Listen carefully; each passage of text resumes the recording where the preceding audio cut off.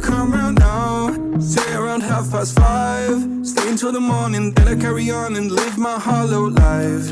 Did you really take my soul? Came and then you left a hole. Shot me in the late night, bleeding out in plain sight, running with the heart you stole. You got your desires, always starting fires, losing sleep, I'm in too deep. हम सब ऐसा मानते हैं और कहते भी हैं, जैसे we do not learn anything from our mother bombs.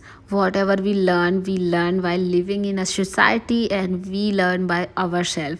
So that same in the condition of us homemakers too. जैसे कि हर चीज़ हम पहले से नहीं सीखते हैं या बचपन में ही नहीं सीख पाते हैं, धीरे धीरे करके ही सीखते हैं. वही हाल हम होम मेकर्स का भी है. बहुत से काम ऐसे होते हैं ना जो खुद करके सीखते हैं हम. अभी जैसे टीचिंग का एग्ज़ाम दिया है, उसमें हमेशा ही ये पढ़ाया जाता है कि जो बच्चे होते हैं वो खुद करके ही सीखते हैं. वही सेम हर किसी के, चाहे हम बड़े हों या छोटे हों. तो जब तक हम चीज़ों को करेंगे नहीं तब तक कुछ सीखेंगे भी नहीं. सो ये बिल्कुल मान के चलिए, अगर आपको कुछ सीखना है तो करना पड़ेगा, चाहे फिर वो अच्छा हो या बुरा हो. बस करके ट्राई तो कर सकते हैं ना. तो आज ना मैं आपके साथ एक छोटा सा एक ऑर्गेनाइज़र शेयर कर रही हूँ. बहुत से लोगों का कहना है यार ये बैठे बैठे बनाते रहो और बनते भी नहीं है, इतना टाइम वेस्ट करना है. ठीक है, थोड़ा सा टाइम लगता है हर चीज़ को करने में, बट जब वो खुद से करने के बाद खुशी मिलती है ना, वो बहुत बड़ी होती है. उन चीज़ों को हम घर में रखते हैं, देखते हैं, बच्चे भी देखते हैं, मम्मा ये आपने बनाया था, अच्छा लगता है. ठीक है, तो कभी खाली बैठे हैं, कोई स्टडी नहीं कर रहे हैं, जॉब पे नहीं है, तो आप अपने घर के काम निपटा कर थोड़ा बहुत ये सारी चीज़ें कर सकते हैं. कुछ सीखेंगे भी और दूसरों को सिखाएंगे भी. तो यहाँ पर हमने एक कार्डबोर्ड लिया था, बिल्कुल वेस्ट पड़ा हुआ था. वेस्ट चीज़ों से बहुत सारे रीयूज़ करने हम आपको बताते ही रहते हैं. तो एक छोटा नहीं बड़ा कार्डबोर्ड है, काफ़ी बड़ा है. जैसे उसमें पैम्पर्स में आए हुए थे, तो ये ऐसे ही पड़ा था, तो सोचा चलिए कुछ DIY करते हैं. तो इसको मैंने 3 साइड से काट लिया है. एक गिफ्ट रैप पेपर लिया है, काफ़ी सुंदर लग रहा था, तो इसी को मैंने सारे साइड में चिपका दिया है फेविकॉल की हेल्प से.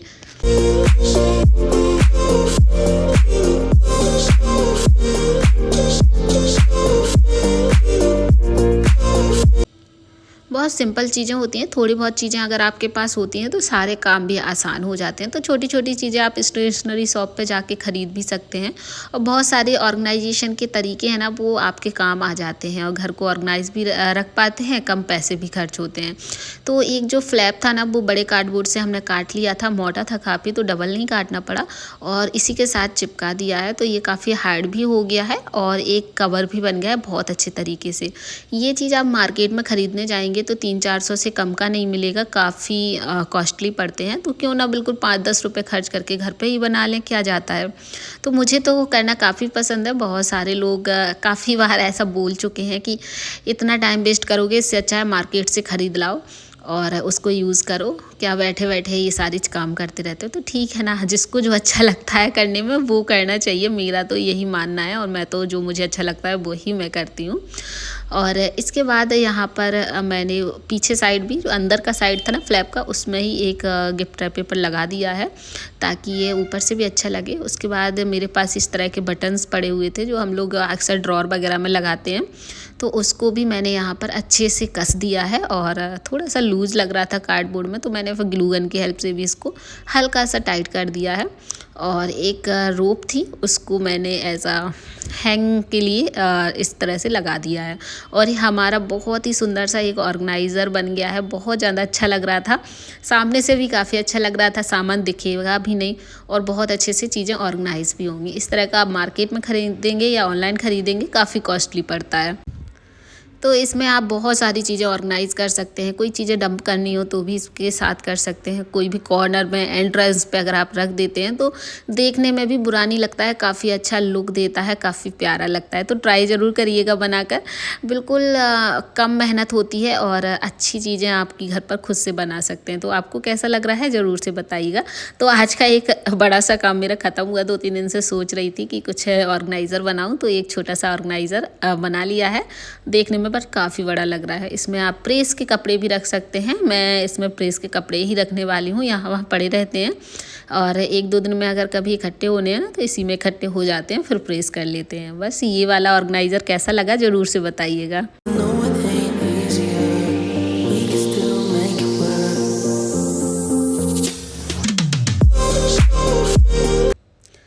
अब अगर आप अपने घर पे कुछ इस तरह की चीज़ें रखते हैं, जैसे गिफ्ट रैप पेपर हुए, बहुत सारी चीज़ें हुई, ऐसे वॉल पेपर्स हुए, तो उसके लिए आपको प्रॉपर ऑर्गेनाइजेशन ज़रूरी रहता है। और ये यहाँ वहाँ फट भी जाते हैं अगर ऐसे ही छोड़ दिए, रबड़ बैंड लगाकर छोड़ दिए। तो करना क्या है, एक के अंदर एक अच्छे से टाइट करके पतला सा इसको रोल बना लीजिए। आसानी से बन जाता है। और किसी भी इसी रोलर के अंदर, या आपके पास कोई जैसे फॉइल पेपर के रोल्स निकलते हैं, उसके अंदर आप इसको अच्छे से रख सकते हैं। यहाँ वहाँ भागेंगे भी नहीं, ऑर्गेनाइज भी रहेंगे, और ख़राब जैसे टेढ़े मेढ़े हो जाते हैं ना, वो भी नहीं होंगे। तो आप ये वाला हैक ज़रूर से ट्राई कर सकते हैं। मैं तो इसमें काफ़ी ज़्यादा कंफर्टेबल रहती हूँ, मेरे बिखरती नहीं है चीज़ें, अच्छे से ऑर्गेनाइज भी रहती हैं।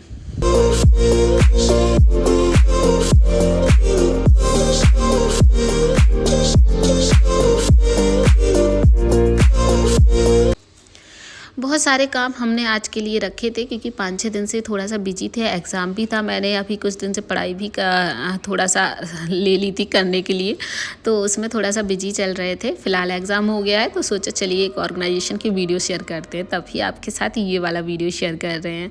और इस तरह के धागे मेरे पास है, छोटी मैंने स्विंग मशीन ली थी, आप लोगों को पता है। तो उसके साथ ये डिब्बा निकला था, सारे रील्स वगैरह निकले थे, तो सारी मिक्स हो जाती हैं उसके साथ। तो मैंने क्या किया ना, यहाँ पर जो रील्स होती ना, उसके ऊपर के ही कागज़ में कट लगाकर और धागे को इस तरह से फंसा दीजिए।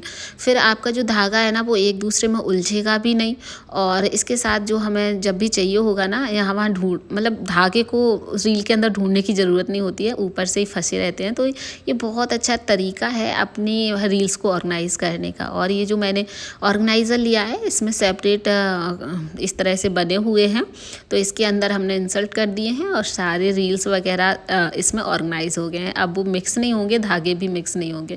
जितनी भी सुइयाँ वगैरह हैं, उसको हमने इस तरह से मैग्नेट में लगा कर रख दिया है, तो ये भी यहाँ वहाँ नहीं जाएंगे बिल्कुल भी, मैग्नेट के साथ चिपके रहेंगे, तो ढूंढने में भी कठिनाई नहीं होती है। और सारी भी जो छोटी मोटी चीज़ें हैं उनको रख दिया है। बहुत ज़्यादा स्टिचिंग तो मैं नहीं करती हूँ, तो बहुत सारा सामान नहीं है, बट जितना था इसमें आ गया है और बहुत अच्छे से ऑर्गेनाइज भी हो गया है। तो छोटे छोटे से सस्ते से ऑर्गेनाइज़र काफ़ी काम आते हैं। और ये ऑर्गेनाइज़र ओनली 30 रुपीज़ का पड़ा मुझे, तो बहुत सस्ते में बहुत अच्छी सौदा है। इस तरह से आप चश्मे के पैक्स को भी यूज़ कर सकते हैं अपनी रील्स वगैरह रखने के लिए।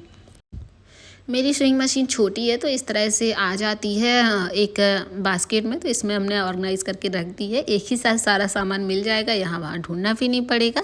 और इस तरह की बास्केट में सामान रखने से आप ओपन एरिया में भी अगर बास्केट रख देते हैं तो वो बेकार नहीं लगती है, अच्छी लगती है। घर में सबसे ज़्यादा तो क्लटर ये छोटे छोटे आइटम ही फैलाते हैं, जैसे कि छोटी छोटी बहुत सारी मिसलेनियस चीज़ें होती हैं, उनको प्रॉपर ऑर्गेनाइज नहीं किया जाए ना, तो वो बहुत ज़्यादा कचरा हमारे घर में फैलाती हैं। इस तरह से मैंने कुछ वुडन के बॉक्स ले रखे थे, तो उसको कहाँ यूज़ किया जाए वो सोचती रहती थी।